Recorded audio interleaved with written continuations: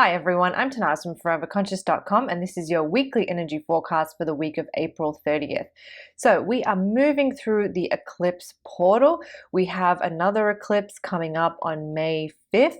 Last week, I think I might have referred to this eclipse as a partial lunar eclipse. That's wrong.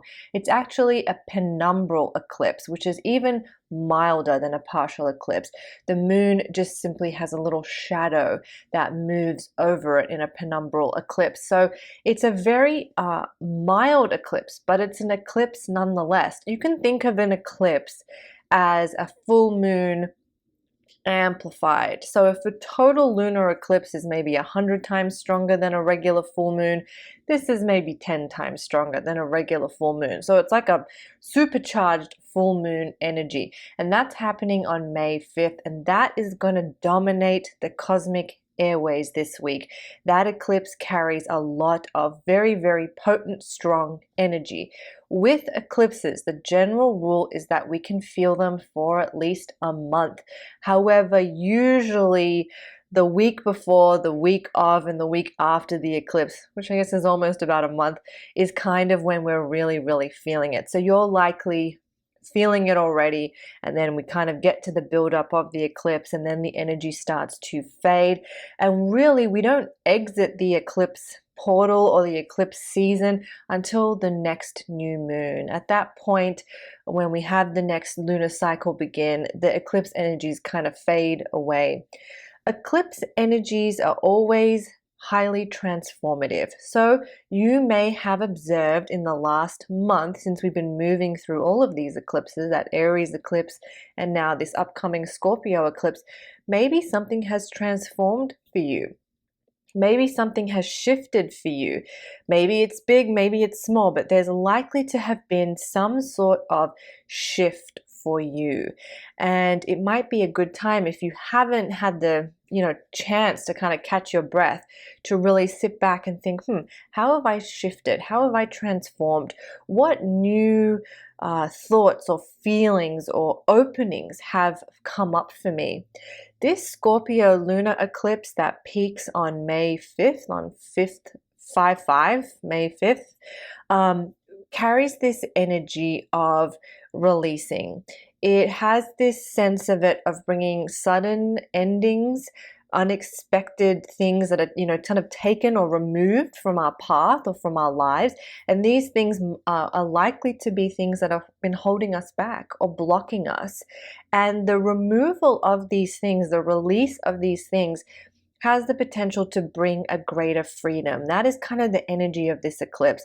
Sudden endings, those endings could be closure points. It could actually be nice. It doesn't have to be an abrupt, painful ending. It can be a point of closure. You could finally reach a point of closure with something that you've been working with. But the energy around it is endings, and endings that kind of come about suddenly. And whatever that is, whatever those closing doors are that this eclipse brings, it has the power to bring you more freedom.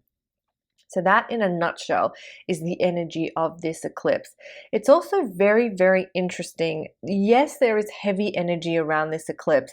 It does kind of guide us to go within, to sit with our shadows, to sit with our emotions. It's got a very strong connection to our past. So we may feel ourselves needing to go in and reflect on past emotions or past events that we thought we had dealt with, but maybe are still sitting in there, maybe lingering. You might also notice that past feelings or childhood memories coming up. But when I was looking at the chart for this eclipse and I was writing your forecast, which is up at foreverconscious.com, I happened to notice a very interesting trend with this eclipse. It happens on the 5th day of the 5th month. It also happens at 14 degrees of Scorpio, which, if you're working with numerology, is also a number, carries a vibration of a number 5, the 14. Then I wanted to look at the Sabian symbol for this eclipse. And if you're not quite sure what that is, basically this medium came up with a clairvoyant download. She had a download for every degree of the zodiac, and she kind of has this image. So every degree of the zodiac has this clairvoyant symbol attached to it. And the symbol for the 14 degrees of Scorpio was children playing with 5 mounds of sand. So I'm getting this number 5 symbolism coming back again and again and again.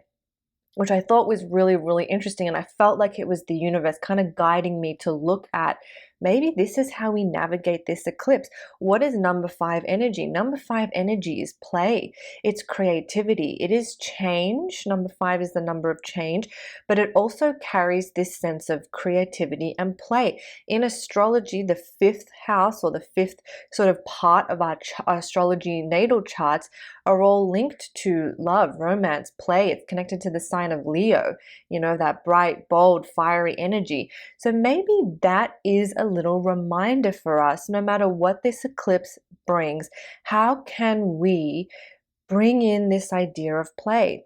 And in order to play, we have to feel free. And freedom is another big, big theme around this eclipse, thanks to the planet Uranus, which is very, very active.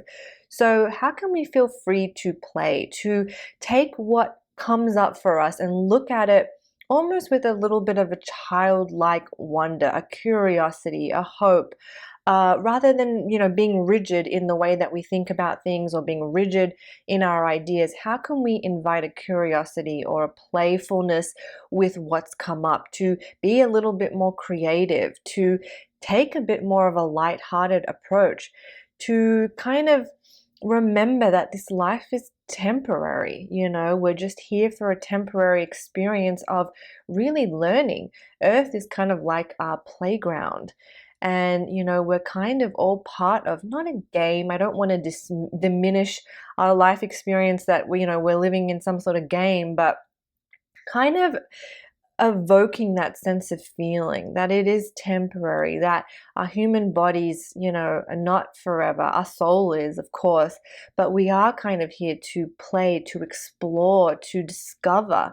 And how can we bring that into this time in our lives? So something to think about, take what resonates with you, leave the rest. But that was just something that I was led to when I was looking at the chart of this Scorpio eclipse. And I thought it felt kind of profound that, yeah, we've got this heavy, transformative, it's Scorpio energy, which is always kind of like guiding us to go into the shadows. Pluto, the ruling planet of Scorpio, just entered retrograde, which also can add a little bit of heaviness there.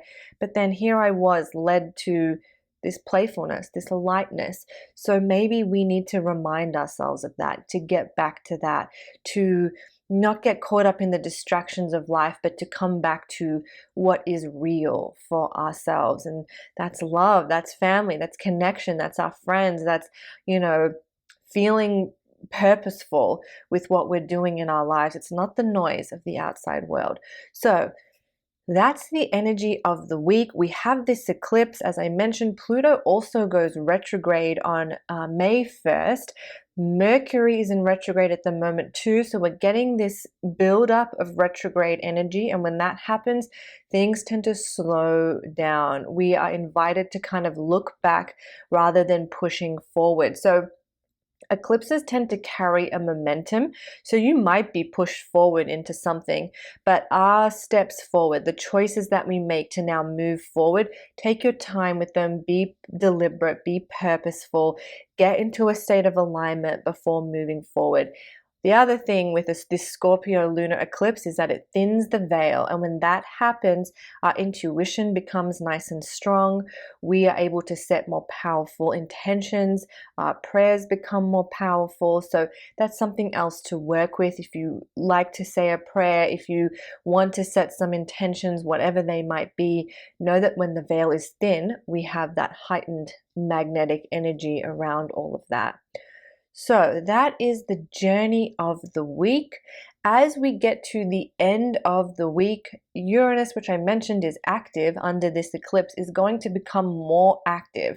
So there's a chance that Uranus can sometimes bring a little bit of volatility, and then with that full moon energy still lingering, or that eclipse energy still lingering, we might see a little bit of volatility, people a little bit out of sorts. So just something to keep in mind. If you're feeling that, just come back to a state of groundedness. And remember this quote by Eckhart Tolle: nothing is as serious as the mind makes it out to be. And that is really, I think, the nugget of when I was looking at that number 5 energy and seeing that playfulness and seeing that, kind of joy energy, being guided to that. It reminded me of, nothing is really as serious as our mind makes it out to be. Even in the most tragic, traumatic depths that we move through, see if you can find that piece of, what, nothing is as serious as the mind makes it out to be. What is real anyway? What is our reality anyway? Maybe it is not as serious as my mind is wanting me to believe that it is. So, food for thought. May not resonate with you. I don't want to diminish anyone's experiences, to try to chalk things up to play or a game or lightness, especially if you're moving through something difficult. Maybe that's annoying to hear. So go with where you feel.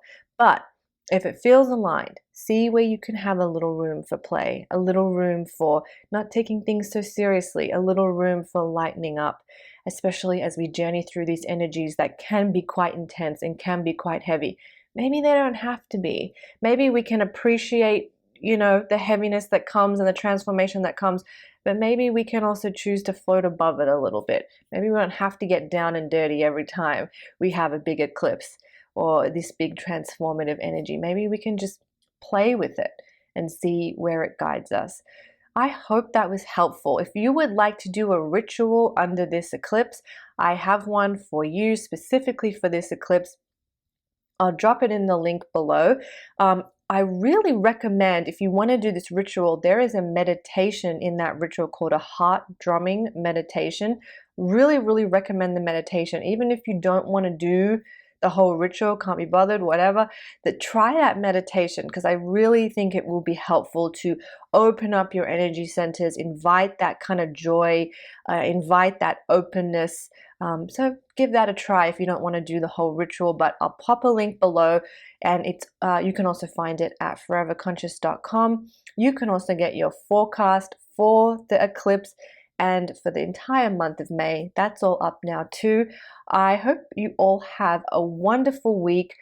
I hope the eclipse energies bring you to the place that you need to be, and I'll see you next week. I'm Tanaaz from foreverconscious.com. Thank you so much.